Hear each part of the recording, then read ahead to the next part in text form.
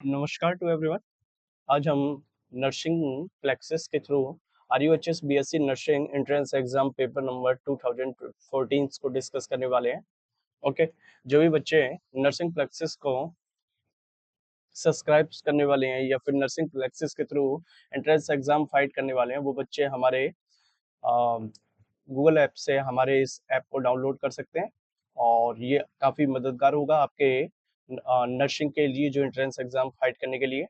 Okay, और अभी 50% of चल रहा है। अगर आप अभी रिसेंटली डाउनलोड करते हैं तो आपको 50% ऑफ मिलेगा। इसके अलावा अगर आपने मेरा QR कोड्स यानी कि मेरा जो प्रोमो कोड्स यूज़ किया है, अगर आपने सपोज दैट सॉरी मेरा प्रोमो कोड यूज़ किया तो आपको प्रोमो कोड,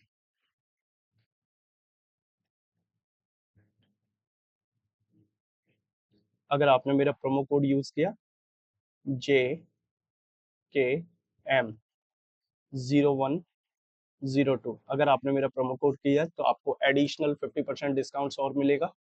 ये एडिशनल डिस्काउंट है।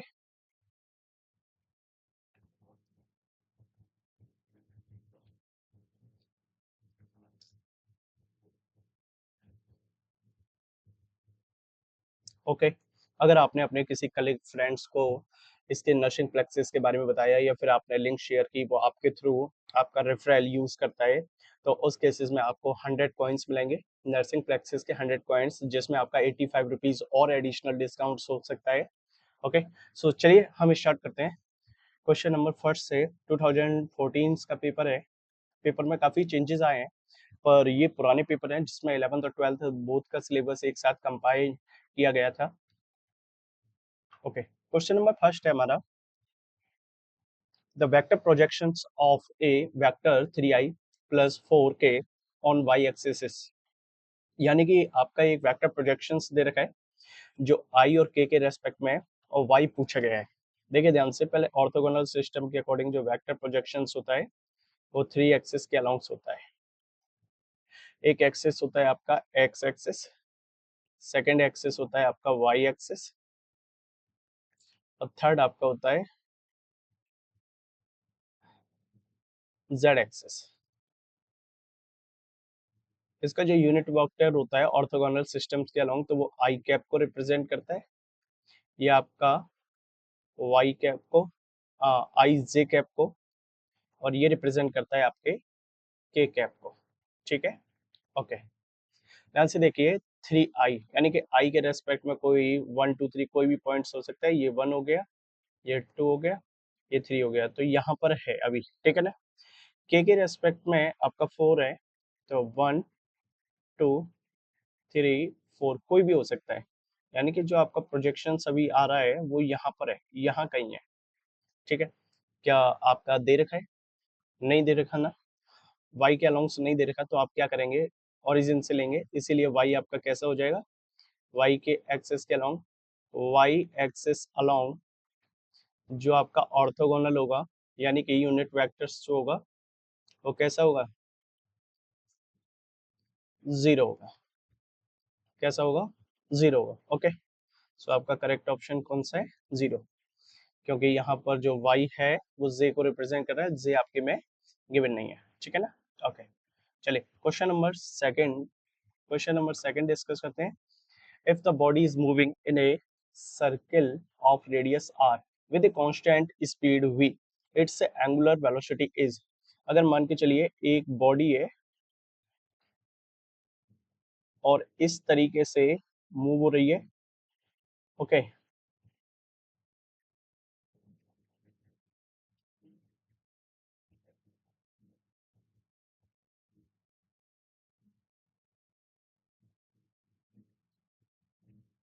अगर एक बॉडी किसी सर्किल पर इस तरीके से यूनिफॉर्मली क्या कर रही है, यूनिफॉर्मली, ठीक है ना, आर रेडियस से constant speed v constant speed से मूव हो रही है। ठीक है, ओके, इसकी स्पीड है v, तो इसकी एंगुलर वेलोसिटी पूछी गई है। ध्यान से देखिए, रिलेशन होता है एक, relation between linear and angular velocity. इन दोनों के बीच में एक रिलेशन होता है। लीनियर और एंगुलर वेलोसिटी के बीच में जो रिलेशन होता है, ठीक है, वो रिलेशन आपका क्या होता है, ओमेगा इक्वल्स टू होता है v अपॉन आर। ये रिलेशन होता है। ओमेगा आपका यहाँ पर एंगुलर वेलोसिटी है, एंगुलर वेलोसिटी, और आर आपका रेडियस है, सर्कल की रेडियस है या सर्कुलर पाथ की रेडियस है, v आपका लीनियर वेलोसिटी है। ओके, तो ये रिलेशन होता है v अपॉन आर के लिए। अब एंगुलर वेलोसिटी पूछी गई है तो आपका क्या होगा, correct option v upon R होगा। ठीक, चलिए नेक्स्ट आगे बढ़ते हैं। Question number third, Newton's law, second law gives the measure of, Newton's का जो सेकंड लॉ है वो क्या मेजर करता है, ठीक है ना। ओके, देखिए न्यूटन सेकंड लॉ क्या है,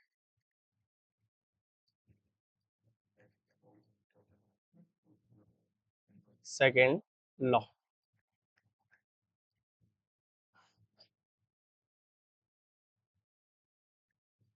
rate of change of,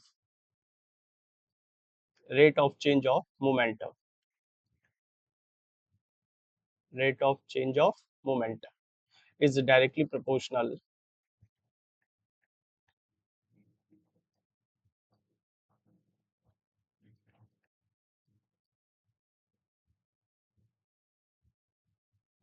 is directly proportional to applied force,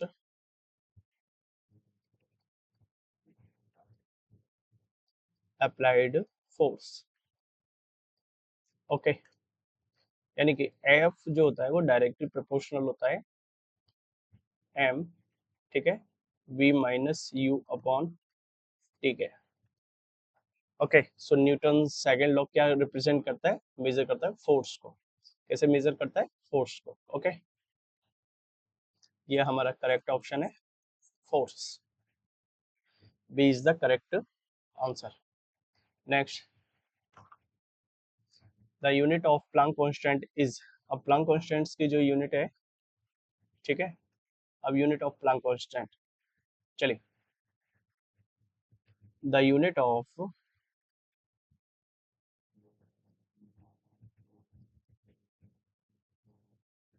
Planck constant is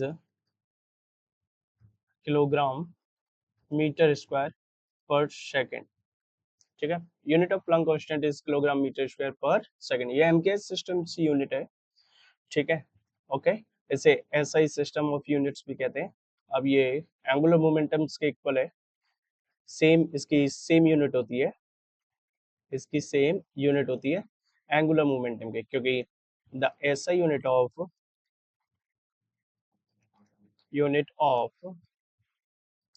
ठीक है ना, angular momentum, angular momentum, momentum, angular momentum is kilogram metre square per second. Okay, चलिए, अब यहाँ पर देखो किलोग्राम के रेस्पेक्ट में नहीं दे रखा, जूल के रेस्पेक्ट में दे रखा है, तो मुझे पता है जो वर्क होता है उसकी यूनिट्स होती है जूल, और इसे अगर सिस्टम में कन्वर्ट करेंगे फिजिकल में ड्राइव्ड यूनिट के फॉर्म में, तो फोर्स जो वर्क होता है वो फोर्स इनटू डिस्प्लेसमेंट होता है, डिस्प्लेसमेंट होता है, फोर्स आपका होता है, ठीक है ना, mass into acceleration, acceleration into displacement,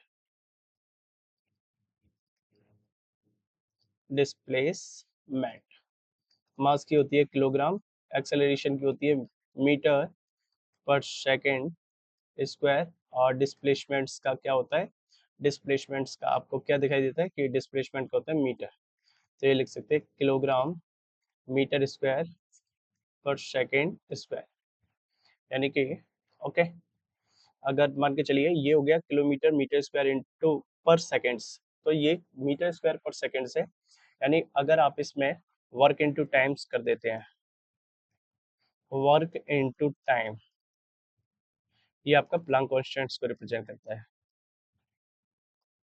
ठीक है। प्लैंक कांस्टेंट्स को रिप्रेजेंट करता है।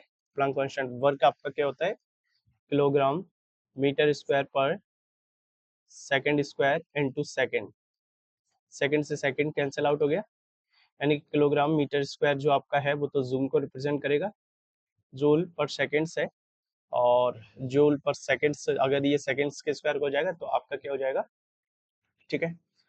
तो देखिए आपने क्या किया, किलोग्राम इंटू मीटर पर सेकंड स्क्वायर, ठीक है, okay.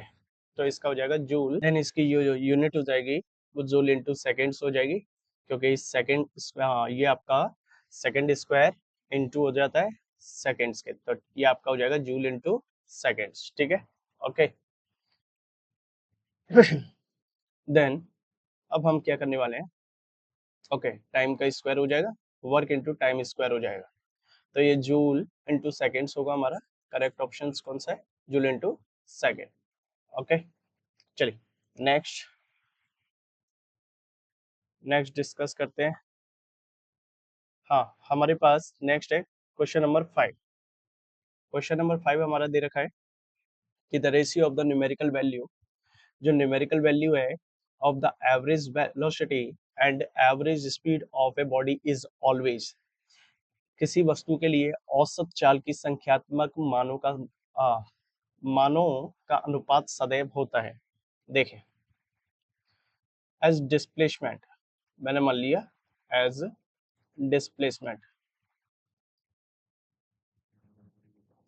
As displacement is less than and equal to distance के, यानी कि ये छोटा भी हो सकता है और बराबर भी हो सकता है, ठीक है ना, okay. Therefore, therefore the numerical value, the numerical, ठीक है ना, value of ratio of average velocity, average velocity to average speed, average speed is equal to और लेस, टू और less, average speed to or less than 1, but can never be more, never be more than 1,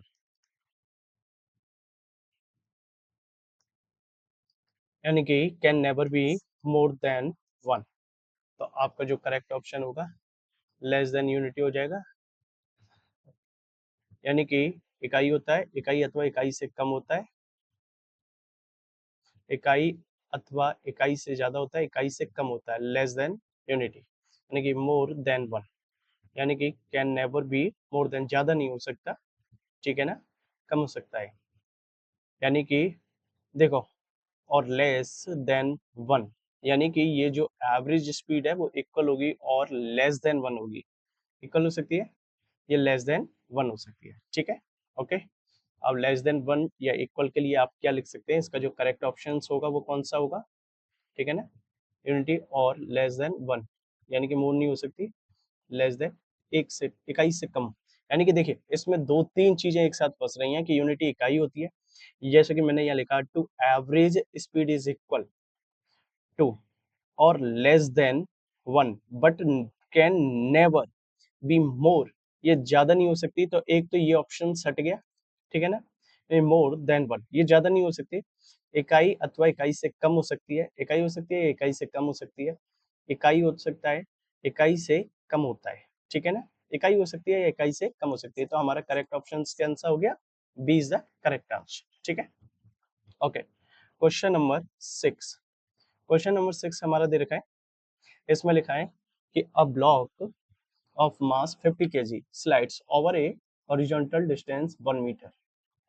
if the coefficient of frictions between, अब हमारे पास एक block है जो slides हो रहा है हॉरिजॉन्टल डिस्टेंस पर 1 मीटर, ठीक है ना। Okay, coefficient of frictions between the surface is 0.1।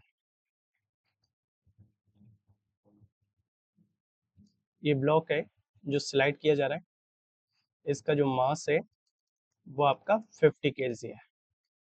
Okay, और इसे स्लाइड करते हुए ले जाया जा रहा है यहाँ तक। अब ब्लॉक आपका यहाँ पहुंच गया। Okay, m equals to 1 metre, ठीक है। अब इसमें जो सरफेस में कोफिशिएंट है, कोफिशिएंट ऑफ फ्रिक्शंस आपका है, वो म्यू इक्वल्स टू 0.2 है। Work done against frictions is, तो आप वर्क डन फाइंड करेंगे कि वर्क डन, ठीक है ना, अगेंस्ट फ्रिक्शन, अगेंस्ट फ्रिक्शन। तो वर्क डन क्या होता है, वर्क डन इक्वल्स टू होता है फ्रिक्शन फोर्स होता है, फ्रिक्शन फोर्स इनटू डिस्टेंस,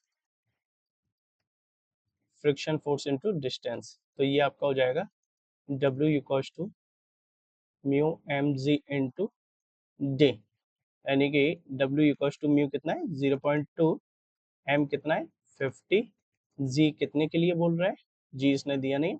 आप चाहें तो इसे 10 कंसीडर कर सकते हैं या 9.8 कर सकते हैं। आपको 9.8 करना है, 9.8 कर लीजिए, इनटू आपका d डिस्टेंस कितना दे रखा है 1 मीटर। तो आपका W इक्वल्स टू कितना आ जाएगा 98, ये 100 के इक्वल आ जाएगा, तो ये 98 जूल हो जाएगा डायरेक्ट। हमारा करेक्ट ऑप्शन कौन सा है, A is the correct answer, ठीक। ओके, क्वेश्चन नंबर 7 जो क्वेश्चन हमारा है, इसमें the work done against gravity in taking 10 kilogram mass at 1 metre height in 1 second, what will be the. तो देखिए गिवन डेटा में क्या क्या दे रखा है,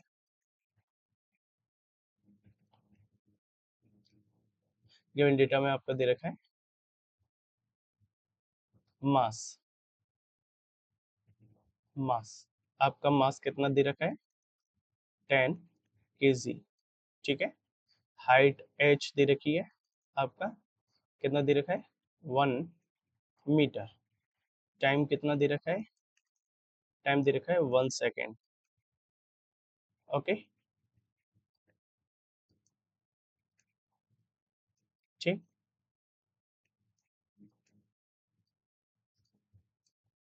ओके, देन आपको क्या फाइंड करना है, आप work done against the gravity देख रहे हैं, तो वर्क क्या हो जाएगा, पोटेंशियल एनर्जी के इक्वल हो जाएगा। Work done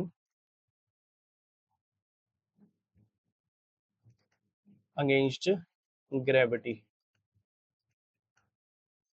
equals to potential energy,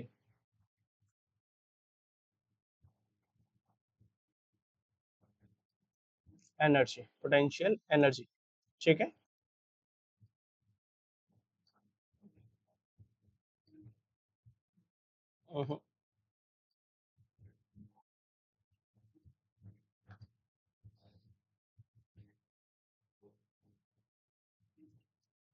okay, potential energy, ठीक। तो आपने क्या किया, W इक्वल्स टू आपका क्या आ गया mgh आ गया, और m कितना है आपका, आप रख दीजिए सारी वैल्यू को।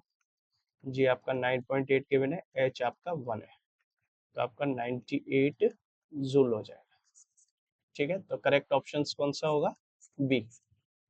Okay, question number 8, question number 8 आपका दे रखा है the escape velocity of a sphere of mass m from the earth having mass m and radius r। सबसे पहले एस्केप वेलोसिटी, एस्केप वेलोसिटी क्या है, इसे हिंदी लैंग्वेज में पलायन वेग भी कहते हैं। मान के चलो किसी पार्टिकल्स को इस तरीके से ग्रेविटेशन फील्ड से फेंका जाता है कि पार्टिकल लौटकर कभी ग्रेविटेशन फील्ड में वापस नहीं आता और वो ग्रेविटेशन लेयर्स को क्रॉस कर जाता है, तो वो क्या कहलाता है, escape velocity of the particles कहलाता है, ठीक है ना। अब ये वेलोसिटी कितनी होती है, वैसे तो ये वेलोसिटी आपकी 11.2 किलोमीटर पर सेकेंड होती है, ठीक है ना। एल्जेब्रिक वैल्यू इसकी यही होती है, पर इसका जो फॉर्मूला होता है, जो मास रेडियस एंड वेलोसिटी के बीच में जो रिलेशन होता है, उसे किस तरीके से रिप्रेजेंट किया जाता है, उसको हम डिस्कस करने वाले हैं, ठीक है ना। Okay, we have a sphere, we have a sphere of mass m going from earth surface to infinity, ठीक, at infinity, its kinetic energy and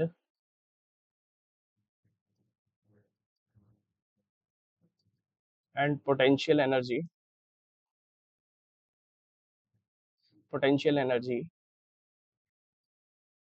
will both both be equal to zero हो जाएगा, equal to zero. तो आपको हो जाएगा by law of conservation of energy,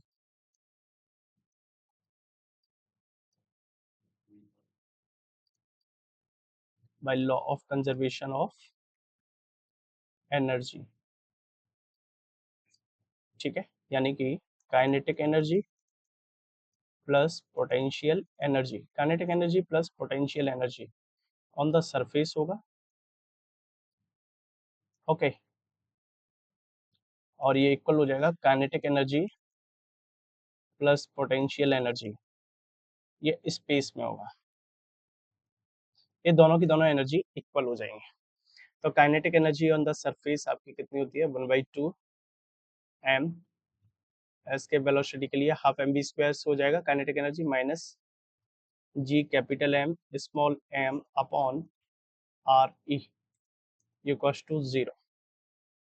आपने इसे लिखा 1/2 mv² equals to G M M upon R E, ये पीछे चला गया तो दोनों इक्वल आ गए, ठीक है ना।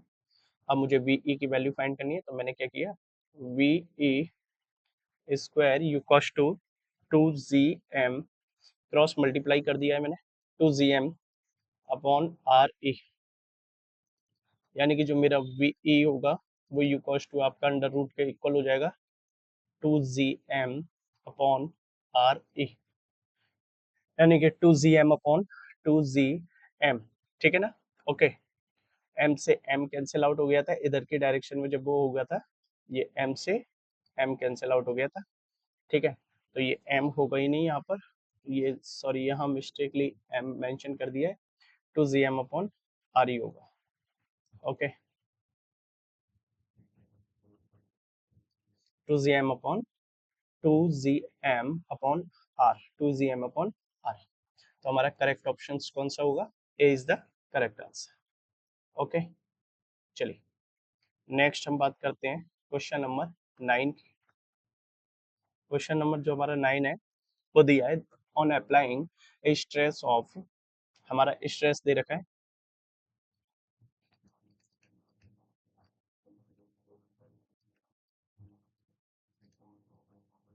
स्ट्रेस सिग्मा से रिप्रेजेंट करते हैं, दे रखा है 20 × 10⁸ newton per metre square, length of a perfectly elastic wires is double, यानी कि जो स्ट्रेन है,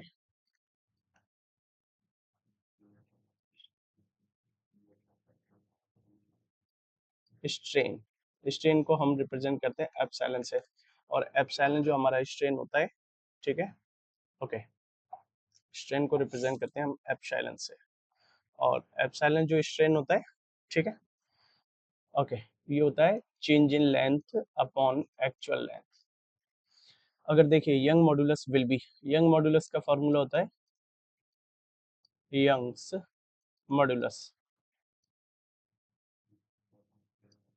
यू कॉस टू होता है स्ट्रेस अपॉन स्ट्रेन। स्ट्रेस आपका कितना है 20 इंटू 10⁸8। स्ट्रेन आपका कितना है, स्ट्रेन की जगह पर आपने क्या रखा, डेल्टा एल अपॉन एल, ठीक है, फोर्स अपॉन एरिया के रेस्पेक्ट में। तो आपका जो ये है कितना है, perfectly elastic wire is double, ठीक है।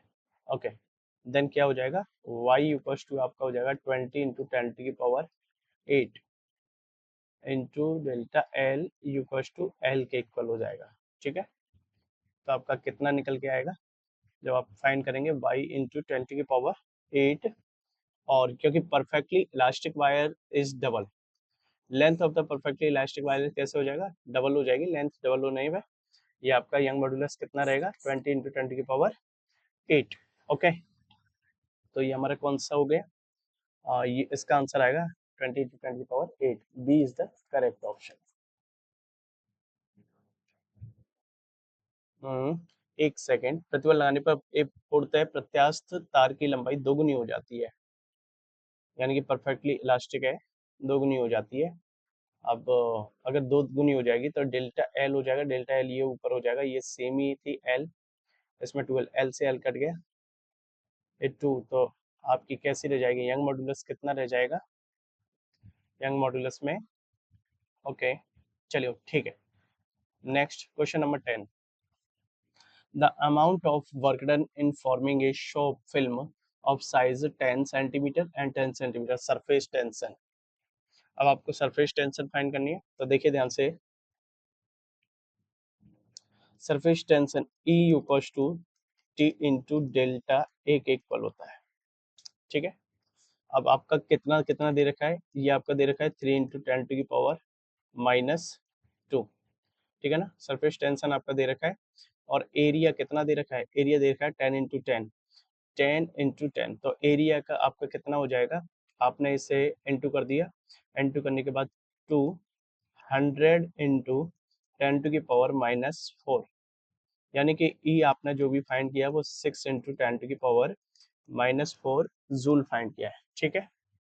ओके, 6 इंटू 10⁻⁻4 जूल, तो हमारा करेक्ट ऑप्शन कौन सा है, A is the correct option, ठीक है। Okay, question number 11, question number 11 क्या है, the relative velocity of two consecutive is 8 centimeter per second, the perpendicular distance between the layers is 0.1 centimetre, then the velocity gradients, देखिए बेटा, will be velocity जो gradient होता है, velocity gradient, इससे velocity gradient, किसी भी चीज का ग्रेडियंट होने का मतलब है कि उस चीज में जो भी ड्राइव हो रहा है या फिर चेंजेस हो रहा है वो डिस्टेंस के अलोंग से है, यानी कि change in velocity with respect to distance, change in velocity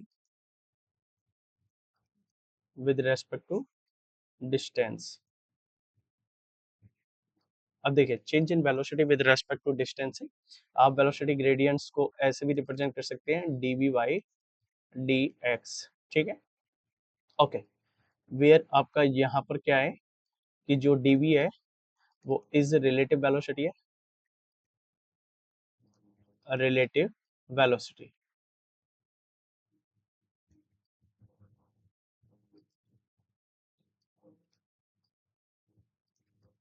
relative velocity of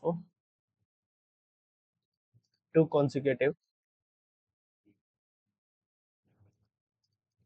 consecutive layers, ndx, ndx is the perpendicular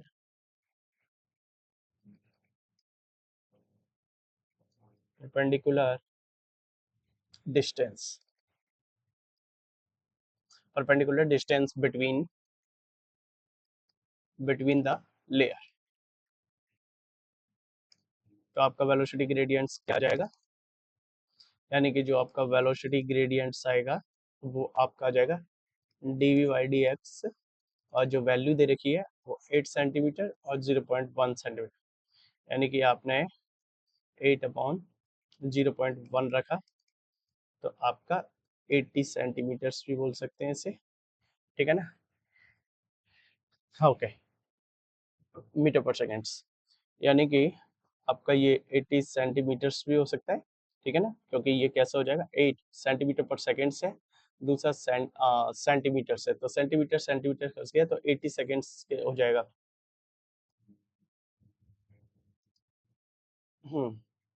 ठीक है, तो आपका आंसर कितना है, 80 है।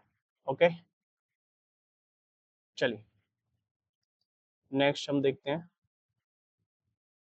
ये हमारा करेक्ट ऑप्शन 80 है। Next 12, when a proton is accelerated with a 1 volt potential difference, then its kinetic energy is, kinetic energy का फॉर्मूला होता है k equals to Q V, ठीक है। अब गिवन में क्या क्या दे रखा है, डेटा में 1 वोल्ट, यानी कि जो पोटेंशियल दे रखा है वो आपका कितना दे रखा है, 1 वोल्ट दे रखा है, ठीक है। Potential difference when a proton, और चार्ज आपका कितना दे रखा है, चार्ज आपका दे रखा है, ठीक है ना, plus minus N E equals to 1 proton, proton का मतलब प्लस, यानी कि आप इसे लिख सकते हैं 1.6 इंटू 10 की पावर माइनस के 19 कूलम, ठीक। ओके, काइनेटिक एनर्जी में दोनों में मल्टीप्लाई हो जाएगा, चाहे आप ऐसा दिखा सकते हैं कि k इक्वल्स टू, ये आपका हो जाएगा 1 इलेक्ट्रॉन वोल्ट। ओके, तो ये 1 इलेक्ट्रॉन वोल्ट्स आपका ये हो जाएगा, आपका 1 इलेक्ट्रॉन वोल्ट्स, आपका ऑप्शन नंबर सी करेक्ट है। A radioactive material has a half life of 10 days, ठीक है, इसकी हाफ लाइफ कितनी है, 10 डेज है। What fraction of the material would remain after 30 days, यानी कि रेडियो एक्टिव पदार्थ की अर्धायु जो 10 दिन है, इस पदार्थ का कितना अंश 30 दिन बाद बचेगा। अगर अर्धायु 10 दिन है तो पदार्थ का 30 दिन बाद कितना शेष भाग बचेगा, रिमेनिंग, तो देखें, the half life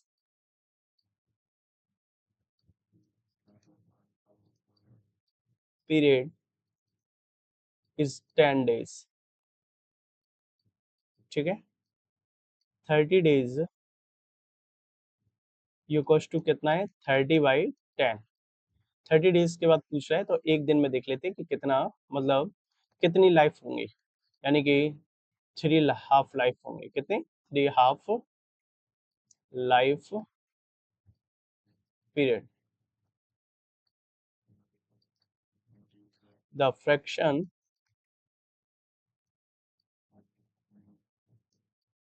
of the material would remains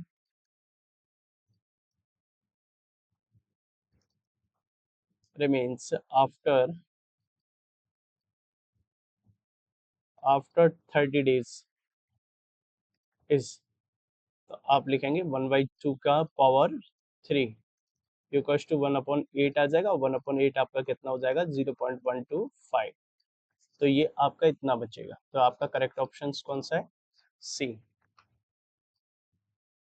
the Boolean expressions of NOR gate is, देखिए सबसे पहले आपको देखना है कि नॉर गेट, जब और प्लस एंड वो नॉट, और प्लस नॉट गेट्स को मिलाया जाता है तो आपका गेट बनता है नॉर गेट। अब लॉजिक गेट जो होते हैं आपके, लॉजिक गेट वो आपके 3 होते हैं, पहला होता है आपका और गेट, जिसे देखने में कुछ इस तरीके से दिखाई देता है, ठीक है, इसमें 2 इनपुट होते हैं ए बी, एक आउटपुट होता है। दूसरा होता है आपका AND gate, AND gate, AND gate में क्या होता है, ये डी शेप में होता है, इस तरीके से होता है, इसमें 2 इनपुट होते हैं, एक आउटपुट होता है, यानी कि A dot B equals to Y और A plus B equals to Y. ठीक है, ये इसका बुलियन एक्सप्रेशन है। एक होता है नॉट गेट। नॉट गेट जो आपका होता है, ये एक ही इनपुट्स होता है, एक ही आउटपुट होता है। ठीक है, ए से आउटपुट आपको बार के फॉर्म में मिलेगा, यानी कि आपने 1 पुट किया तो आपको 0 मिलेगा, 0 पुट किया तो आपको 1 मिलेगा, हमेशा डिफरेंट होता है। अब देखिए, और प्लस नॉट गेट को मिलाया आपने, मैंने ये और गेट लिया, ठीक, और इस और गेट में मैंने क्या किया, नॉट गेट को मिलाया, दोनों गेट को मैंने मिक्स कर दिया। जैसे ही मैंने नॉट गेट को मिलाया तो देखिए इसके कितने इनपुट हैं, इनपुट इसके कितने हैं, इसमें इनपुट होगा ए, इसमें इनपुट होगा बी, यहाँ पर आपको एक आउटपुट मिलेगा वाई, इसका ये और है, ये आपका नॉट है। अब ये वाई यहाँ पर किसका काम करेगा, इसके ए का काम करेगा, और यहाँ पर आपको मिलेगा वाई डैश बार। ठीक है, ओके। यानी कि आप इसे इस तरीके से भी बना सकते हैं, एक साथ दोनों को कंबाइन करके और गेट बना दिया। इसके अगर आपने इस तरीके से बिंदी रख दी तो ये समझ जाइए इसमें नॉट गेट इंक्लूड है। ये हो जाएगा आपका ए, ये हो जाएगा बी, ये आपका नॉर गेट हो गया। ठीक है, और यहाँ पर जो आपका निकलेगा, जो भी वाई होगा, वो ए बी का जो भी रेशियो निकलेगा वो उसका क्या हो जाएगा, बार के इक्वल होगा, ए प्लस बी का बार। तो करेक्ट ऑप्शन कौन सा है, ए प्लस बी बार। ठीक है, okay.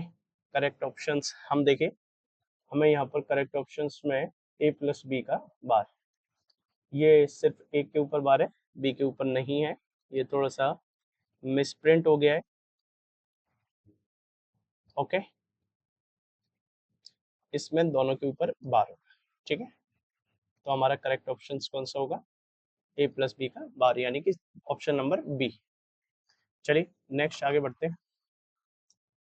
Okay, in which the frequency range space wave are normally propagates, यानी कि अंतरिक्ष तरंगें किस आवृत्ति परास में संचरित होती हैं। देखिए, अंतरिक्ष जो आपकी तरंगें हैं, इन विच द फ्रीक्वेंसी रेंज जो होती है वो यू एच एफ के अल्ट्रा हाई फ्रीक्वेंसी रेज होती है और इसी के फॉर्म में परिवर्तित होती है। ठीक है ना, तो करेक्ट ऑप्शन कौन सा है हमारा, अल्ट्रा हाई फ्रीक्वेंसी, क्योंकि ये स्पेस के लिए है। यानी कि देखें, space wave are high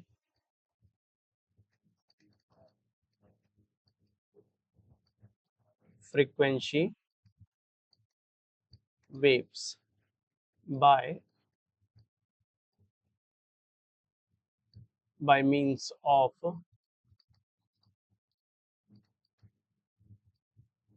space wave UHF range, UHF range are propagated are propagated। ठीक है, ओके। नेक्स्ट हमारा आता है इसमें, an object is at a distance of 0.5 meter in front of a plane mirror, the distance between the इसमें पूछा है कि distance between the object and mirror, यानी कि इनके बीच की दूरी कितनी होगी। देखिए ध्यान से, सबसे पहले क्या है कि हमने क्या किया, एक मिरर बना लिया, ये हमारे पास एक मिरर है। ठीक,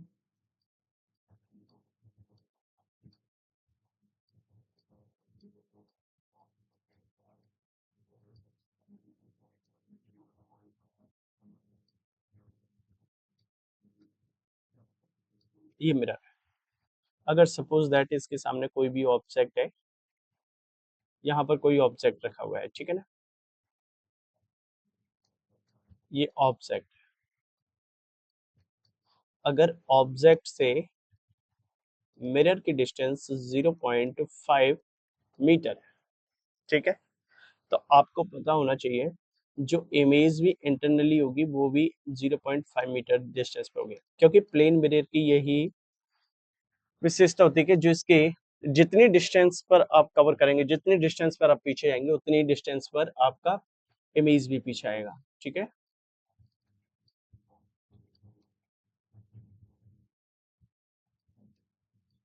ये आपका ऑब्जेक्ट है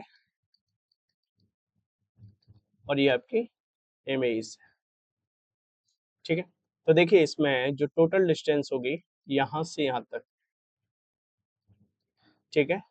अब ये डिस्टेंस थी डी ऑब्जेक्ट्स के लिए, ये इमेज के लिए, दोनों डिस्टेंस इक्वल होगी तो आपकी हो जाएगी 2D, और 2D से आपका होगा 2 × 0.5 मीटर, यानी कि आपका हो जाएगा 1 मीटर, ठीक है। कितना आएगा करेक्ट ऑप्शन 1 मीटर। ओके, ये आपका प्लेन मिरर था, तो इसका आ गया करेक्ट ऑप्शन 1 मीटर।